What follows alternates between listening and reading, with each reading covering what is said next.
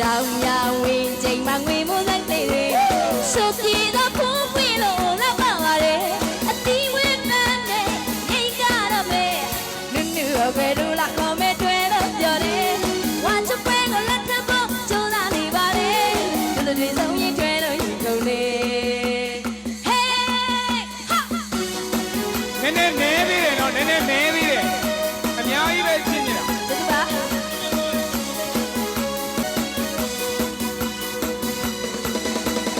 တောင်ရဝင်ချိန်မှငွေမိုးသက်တွေ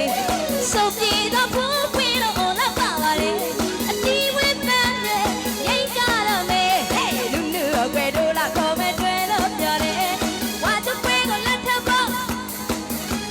သူတို့တွေဆုံးရင်တွေ့လို့